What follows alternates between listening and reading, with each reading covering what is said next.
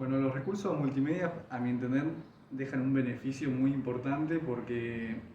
en esta nueva era del periodismo, o ya nueva no, porque lleva unos años, pero permite contar la información de diferentes maneras y estas diferentes maneras permiten captar mucho mejor las audiencias, los televidentes, los usuarios de estos medios. Pero por ejemplo con las imágenes, con textos, videos, gráficos, son diferentes maneras que te permiten incluso profundizar la información para captar la audiencia, ¿no? Y esto permite a su vez también interactuar, ya que por los medios actuales, como por ejemplo YouTube y demás, permite interactuar y tener una comunicación directa con el oyente, con la audiencia, porque era algo antes que no se podía. Entonces ese feedback que se logra es algo importante a usar por parte del periodismo porque haces parte de la información también a quien te está viendo en el momento, ¿no? Por ejemplo, un video te puede contar o mostrar la realidad de un sector, pero si vos no lo mostrás en números, eso que lo puedes demostrar con un gráfico, creo que es mucho más convencedor o por lo menos mucho más justamente gráfico de cómo está la situación en un barrio, por ejemplo, que nos tocó transmitir a nosotros la situación de los comedores. Creo que aprovechar esas herramientas que te da la multimedia es fundamental para mejorar la calidad del periodismo. Sí, considero que fue muy importante el apoyo teórico que nos brindaron en la materia. A mi entender, uno que me quedó más o menos más claro incluso para explicar y demás, fue lo que plantea Roberto Igarza sobre 6 claves para entender cómo se reconfiguró el periodismo en la parte digital, ¿no? La hipernavegación, entender ese concepto es importante porque permite saber que el usuario, ya sabes que el usuario navega por diferentes medios. La multireferencialidad lo que hace es que, incluso con la mediación, saber que vos estás en el medio el usuario, de los usuarios y además sos el medio entre la información y el usuario, como hacía el periodismo más tradicional, se puede decir. Y después la metaforización, por ejemplo, lo que permite es que vos pongas en palabras algo y después a su vez lo puedas mostrar en estos nuevos medios hiper o multimediales, mejor dicho, ¿verdad? Entonces, usar esas metáforas o usar ideas para mostrar, no solo quedan en ideas, como por ejemplo pasaba en la radio, que vos solamente lo decís y lo tenés que describir tal cual, sino que acá lo que te permite es mostrarlo en vivo y en directo. Entonces es importante tener en claro esas ideas. En cuanto al multisoporte, creo que es también importante eh,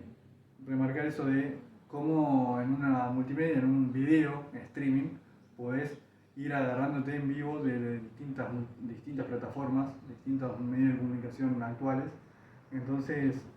utilizar eso todo en vivo es mucho más enriquecedor justamente para ampliar la información que recibe el usuario. Bueno, la metodología de enseñanza durante este año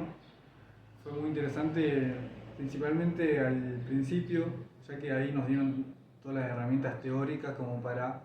ordenar, planificar y diseñar cómo íbamos a contar esa información.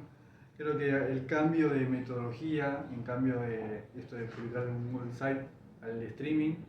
fue mucho más enriquecedor de lo que hubiera sido el Google Site, a mi entender. Si bien es una herramienta interesante el Google Site, entiendo que debemos actuar y trabajar en base a las nuevas tecnologías, ¿no? Entender y introducirnos en el mundo del streaming, alguien, para nosotros que recién estamos viendo cómo se maneja todo eso, empezar a utilizar esas herramientas creo que es fundamental porque el mercado lo pide, justamente lo va a estar pidiendo, que nos metamos en ese mundo. Entonces, no quedar afuera o entrar sin experiencia en el tema, creo que es interesante. Hoy ya uno puede tener una experiencia mucho más, o convicción, una convicción más enriquecedora de lo que es el streaming, de todo lo que conlleva, que no es solo ir a hablar, siempre y cuando lo tomemos con que tenemos que tener algo informativo, ¿no? El valor de lo informativo en el streaming es importante porque creo que es algo que no se hace y es algo que no se debe perder, ya que si solo vamos a ir a hablar 1 hora y media sin ningún tipo de valor para el usuario, para quien nos está viendo, creo que se pierde el rol fundamental del periodismo. Entonces, esto de valorar lo informativo en el streaming, un formato que no existe, creo que es algo a trabajar, ver cuál es la mejor situación o cuál es el mejor método de aplicarlo, pero es algo que debe quedar y que creo que me quedo de la parte del aprendizaje. Y para mejorar, creo que el año que viene tranquilamente se puede encarar de una al formato streaming sin, o preparar la información para el formato streaming, que eso fue lo más complicado. Pero adaptar toda la información que teníamos para este tipo de formato fue lo más complicado de toda la materia, sin duda, porque no estamos acostumbrados, incluso de la misma docencia, tampoco se sabe cómo actualizarlo o cómo aplicarla, adaptarla, mejor dicho. Entonces, creo que tener toda esa información de este año va a servir para que el año que viene sea mucho más enriquecedor si se vuelve a hacer el streaming. La tarea periodística más satisfactoria y más enriquecedora de todo este proceso fue, creo que, a mi entender, la búsqueda y la investigación sobre que hicimos en las entrevistas, ya sea en el ámbito público, en el ámbito en la calle, con los Vox Populi, las entrevistas privadas en los barrios, en los centros comunitarios, también a los empresarios. Creo que es un ejercicio muy interesante porque ahí yo aprendí a entender y identificar cuál era el tono y el lenguaje con el que me debería manejar en cada ámbito, porque cada uno tiene su lenguaje, ¿no? Después fue interesante también la tarea periodística en relación al intendente, cuando tuvimos que confirmar una entrevista 3 horas antes del programa, porque se nos habían bajado 2 entrevistas previas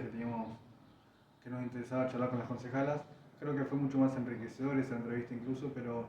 el trabajo periodístico previo de coordinar la entrevista, de investigar algo más, 3 horas antes ya teníamos material